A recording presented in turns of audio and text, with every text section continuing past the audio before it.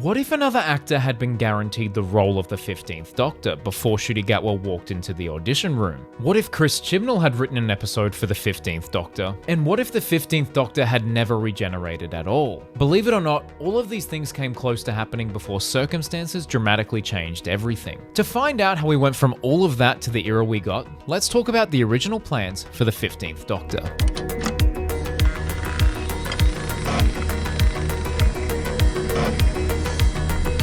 When it came time to cast the 15th Doctor, Ncuti Gatwa was the last person to audition, and he beat the previous favourite. Speaking to Radio Times in 2022, Russell T Davies discussed the fresh news of Gatwa's casting. "It was an amazing audition, and the last person to audition," revealed Davies. "I thought someone else was a guaranteed hit, and then in Ncuti came, and that person will never know." He went on to add that Gatwa simply stole the role because he was so brilliant and noted the star's unlimited potential. Think about that for a moment. There was another actor who Russell T Davies thought was going to be the 15th Doctor, someone who was basically offered the role in Davies' mind. And then Ncuti Gatwa walked into the room and changed everything. Ncuti Gatwa read a 10-page scene of the moment the Doctor meets Ruby for his audition. Speaking at a Q&A panel ahead of the Christmas special, Russell said, "I was very lucky that I did the audition with Ncuti, and it was one of the most astonishing afternoons of my life, because you were just so amazing. To actually be in the room with you and see you face to face." He did one audition. Normally there's like 27 auditions.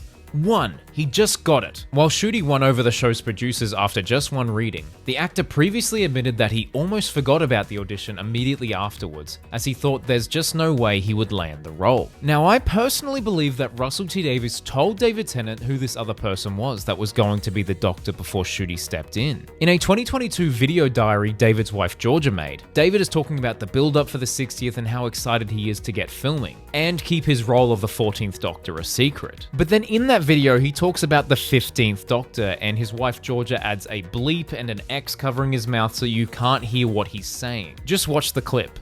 Because the plan, and again, this might all change in the next 24, 48 hours or more, is that the next Doctor, I think, well, no one will quite tell me. Don't know that that's true. I'm making a punt. This will be, it's like a time capsule. It's like a time capsule. I could be so wrong, but they will announce or someone. So whoever David just said there is the person that would have been the 15th Doctor, but they'll never know. And a side note, that video is absolutely terrifying. David looks insane in that video. Spooky stuff.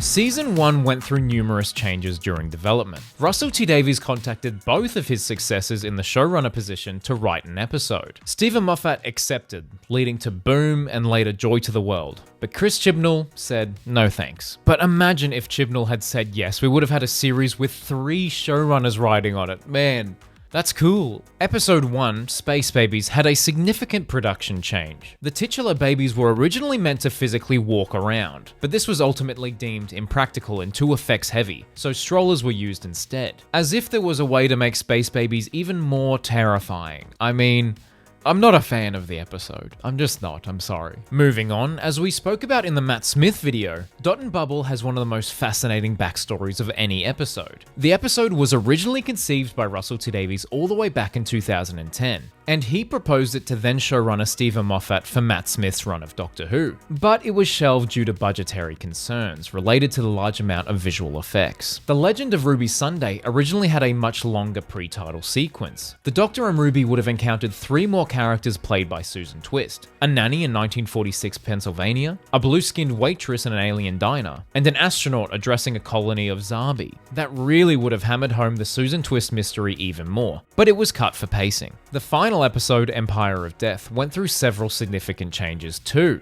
There was a scene that explained where the Doctor's whistle came from. While dragging Sutekh through the time vortex, the Doctor dropped the whistle into the TARDIS console. The whistle then materialized in the remembered TARDIS and fell into his younger self's hands, thus creating a bootstrap paradox. Google it. Shout out Peter Capaldi. This was cut to keep the focus on Sutek, hence why the whistle suddenly disappears between shots. This scene was later included on the YouTube release of the deleted scenes for this series. Also, snow was supposed to fall in the coffee shop where Ruby meets her birth mother Louise, but this was removed because Davies decided it was unnecessary and a bit rubbish. I really just wish Russell would tell us why it was snowing all the time. Why was it snowing whenever Ruby walked into the room? She's got a song in her heart? What does that mean?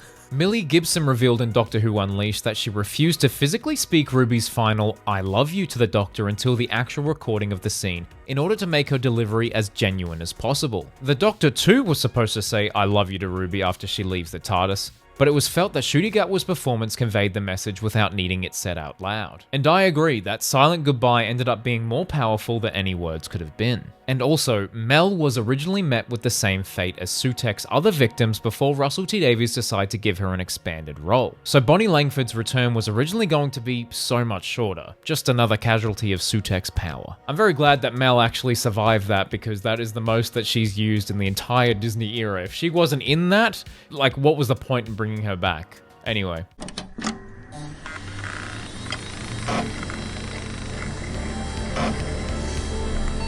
Russell T Davies was supposed to write the 2024 Christmas special. In fact, he was excited about writing it. He said in Doctor Who magazine, "For the first time ever, I'm writing a Christmas special at Christmas, and this isn't for next year, no.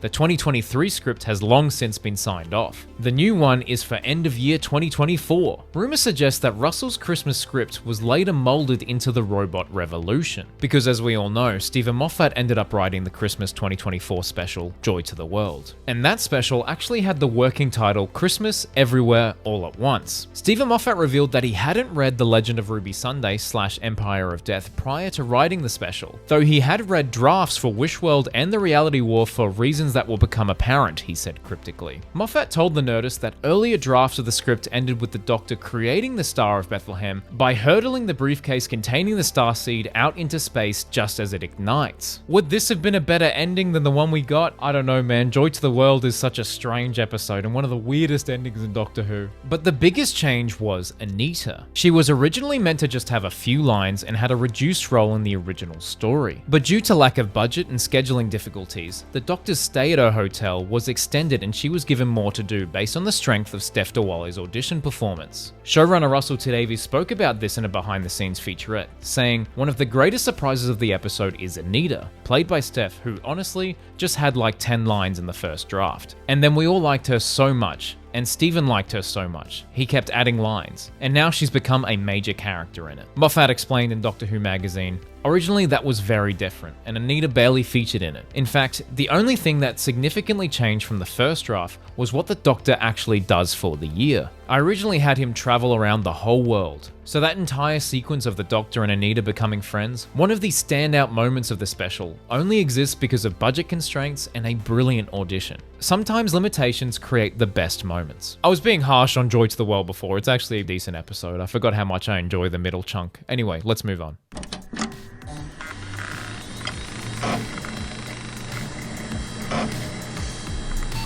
Season 2 had its own share of changes. The Well wasn't originally intended to be a sequel to Midnight. Ncuti Gatwa had been interested in bringing the Orisha into the series, so Russell T Davies tried to get them into the Pantheon storyline. Orishas are a divine spirit that play a key role in the Yoruba religion of West Africa. But for multiple reasons, such as Davies' concern about being disrespectful towards a real-life religion, the original concept was ultimately jettisoned late in pre-production. However, by this point, Davies realized the unintended parallels between this episode and Midnight, so he decided it could be reworked as a follow-up. The episode Lucky Day originally had its climax play out on the helipad from the Giggle, but the set had been dismantled, and rebuilding it in the autumn weather would have been expensive, so the entire ending had to be changed because they didn't have access to this location. And as we mentioned in the 13th Doctor video, the story in the engine was originally developed for a different era of Doctor Who. Writer Anua Ellams had been working on a script during Chris Chibnall's time as showrunner, but the episode was never completed or produced. Years later, Russell T Davies was impressed by Ellams' work in the theatre and revived the idea for a new era of the show. And I'm really glad it did. This is definitely a highlight from Series 2 for me. And for the Interstellar Song Contest, Juno Dawson revealed that Russell T Davies didn't give much information about Belinda. "I didn't know who would be playing Belinda at the time of writing the script. I knew she was a nurse,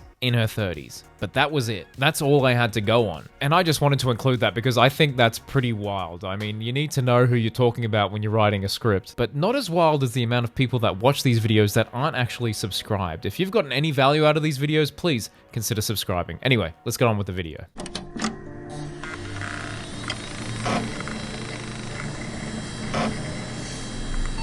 But the biggest what if of the 15th Doctor's era is the reality war and what it was supposed to be. Ahead of the finale being broadcast, film and TV leaker Daniel Richman wrote online that the episode had originally concluded very differently before Gatwa's decision to leave the show, which prompted extensive reshoots for the episode at the beginning of 2025 in order to work in his departure. Here's what the tweet said. The original ending of Doctor Who Season 2 before the reshoots was the Doctor, Ruby, Belinda, etc. are all having a big party. Susan is seen overwatching them from afar, which would have been the cliffhanger leading into Season 3. I remember seeing this at the time and thinking, yeah, it might be true, it might not be true. Daniel Richman has kind of like a 50-50 track record. It was weird that he was reporting on something Doctor Who, but I was like, yeah, I don't know.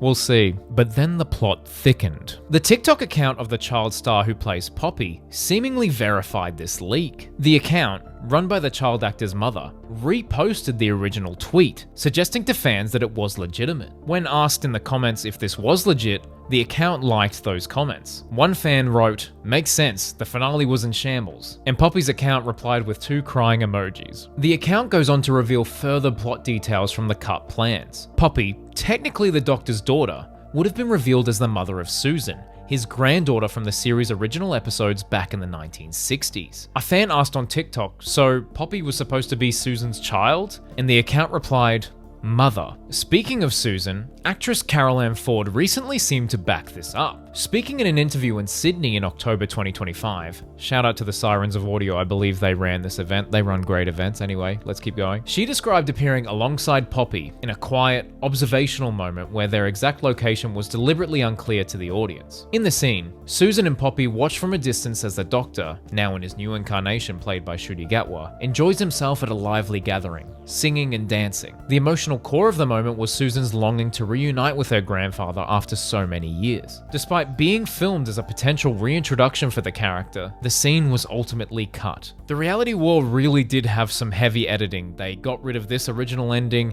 and they added in Jodie Whittaker and the regeneration. There was a lot going on with the reality war. I should actually mention that I did meet Carol Ann Ford with Josh Snares not long after this interview took place. Josh Snares and I did a fantastic interview with her, and I can't confirm anything, but I believe her. I do believe the alternate ending is the BBC's worst kept secret because all of the fans have figured it out by now what was originally supposed to happen. Allegedly. Allegedly. Other evidence of the finale's original version also remains, including a promotional photo uploaded to Disney Plus Germany showing the Doctor and Belinda dancing at a party. So if there was ever a smoking gun, I think this picture just kind of proves the point. And as to why Ncuti Gatwa left the role, I don't believe for a second that it's because his body was tired. His body was tired? Jeez, if his body's tired, then mine is asleep. Mine is in a coma. I personally think that Disney Plus left it too late as to whether they wanted to renew Doctor Who for a 3rd season or not, leading to Ncuti Gatwa rejecting projects. I think if the Disney Plus deal had gone better, Ncuti Gatwa would still be the Doctor, and Season 3 would be on the air in the first half of 2026. But this is purely speculative on my behalf.